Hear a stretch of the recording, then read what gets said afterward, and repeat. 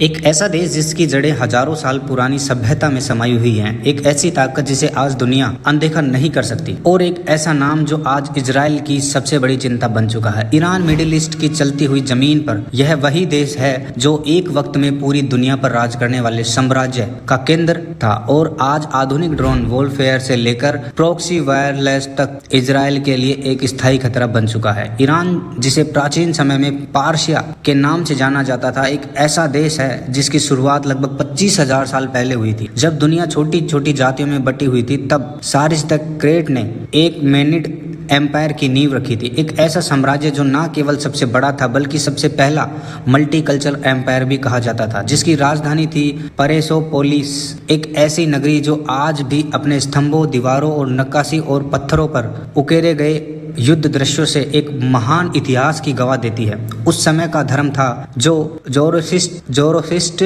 जिनकी सेनाओं में 10 लाख से भी ज्यादा सैनिक हुआ करते थे। इतिहास में तो पार्शिया अपने समय की सुपर पावर था, लेकिन क्या आज का ईरान भी उतना ही ताकतवर और खतरनाक है? 1979 में ईरान में वो हुआ जिसने देश की दिशा ही पलट दी। इस्लामिक रेवोल्यूशन के बाद शाह ऑफ ईरान की पश्चिमी विचारधारा को उखाड़ फेंका गया और आयतुल्लाह खेमेनी के नेतृत्व में एक नई शिया इस्लामिक रिपब्लिक की शुरुआत हुई। ईरान अब अमेरिका और इजराइल से दूर होता चला गया।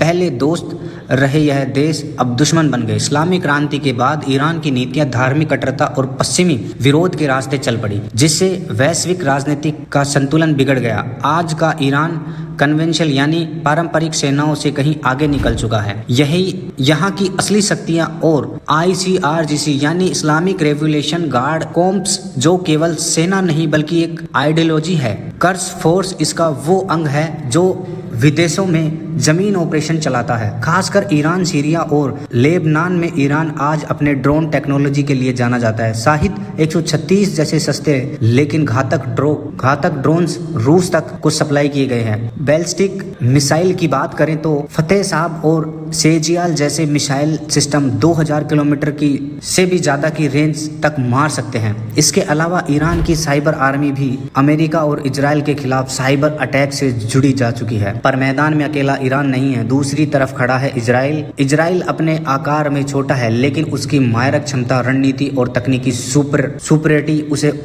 उसी दुनिया की सबसे ताकतवर सेनाओं में से एक बनाती है। उसके पास आयरन ड्रोन, दुनिया का सबसे तेज और सटीक air defence system, 600 modern aircraft friends, जिसमें F-16 और F-35 स्टील्स जेट्स शामिल हैं, जो इजराइल को हवाई लड़ाइयों में बढ़त देते हैं। साथ ही उसके पास एक बेहद मजबूत इंटेलिजेंस नेटवर्क है जिसका नाम मोसाद, जो दुनिया की सबसे खतरनाक खुफिया एजेंसियों में गिनी जाती है। हालांकि ईरान के पास ज़्यादा सैनिक हैं जिनकी संख्या है 6 लाख से ज़्यादा। इजराइल की ट्रेनिंग, टेक्नोलॉजी और अमेरिका जैसे पक्के सहयोगी उसकी सबसे बड़ी ताकत है। मिसाइल रेंज में भले ही ईरान आगे हो, लेकिन इजराइल की सटीक अनमैच्ड है, और यहाँ ईरान अभी भी न्यूक्लियर वेपन्स के अंतिम स्तर तक नहीं पहुँचा। वहीं इजराइल के पास अंदाजन 80 से ज़्यादा न्यूक्लियर वॉरहेड्स पहले से ही मौजूद हैं। पर असली लड़ाई इन दोनों देशों के बीच सीधी नहीं बल्कि पर्दे के पीछे होती है। ईरान की सबसे खतरनाक रणनीति प्रॉक्सी वॉरफेयर, वो सीधे हमला नहीं करता बल्कि हमास, हिजबुल्ला और हाउथ रेबल्स जैसे संगठनों के जरिए इजराइल को घेरता है। यह संगठन रॉकेट्स, टनल अटैक्स और सुसाइड ड्रोन्स हमले के जरिए इजराइल की सीमाओं पर एकोस फैलाते हैं। 2024-25 में गाजा युद्ध और ईरान इजराइल ड्रोन संघर्ष ने इस पूरे टकराव को एक नई ऊंचाई दे दी है। अब यह युद्ध सिर्फ सीमाओं तक सीमित नहीं है बल्कि वैश्विक राजनीतिक आइडियोलॉजी और टेक्नोलॉजी के पावर प्ले में बदल चुका है। यह टकराव कन्वेंस नहीं है, यह एक गुप्त शेडो वार है जहां असली दुश्मन आमने सामने नहीं पर्दे के पीछे होते हैं। तीसरे विश्व युद्ध की संभावना, एक्सपर्ट का मानना है कि अगर ईरान ने कभी न्यूक्लियर वेपन हासिल कर लिया तो मिडिल ईस्ट की तस्वीर हमेशा के लिए बदल दी जाएगी। यही वजह है कि इजराइल की मोसाद और अमेरिका की CIA लगातार ईरान की न्यूक्लियर साइट्स पर सेबोटेज मिसाइल चलाते रहते हैं। लेकिन इसके बावजूद 2024 के बाद ईरान ने यूरेनियम एंट्राइमेंट को 60% तक बढ़ा लिया है और 90% वेपन्स ग्रेड से बस थोड़ा ही कम है। इसका मतलब है आग की लपटें तैयार हैं, बस चिंगारी बाकी है। आज की दुनिया कई मोर्चों पर युद्ध देख रही है।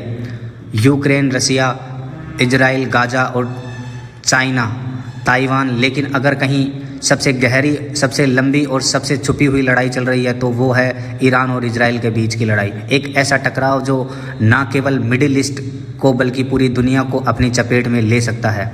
क्या यह संघर्ष वर्ल्ड वॉर 3 की आहट है या आने वाले सालों में इन दोनों देशों के बीच कभी शांति स्थापित हो पाएगी? कमेंट करके ज़रूर बताएं और वीडियो को ज़रूर शेयर कीजिए ताकि ज़्यादा लोगों तक इस छुपी हुई लड़ाई की सच्चाई जान सकें। आज की वीडियो के लिए इतना ही, मिलते हैं नेक्स्ट वीडियो में।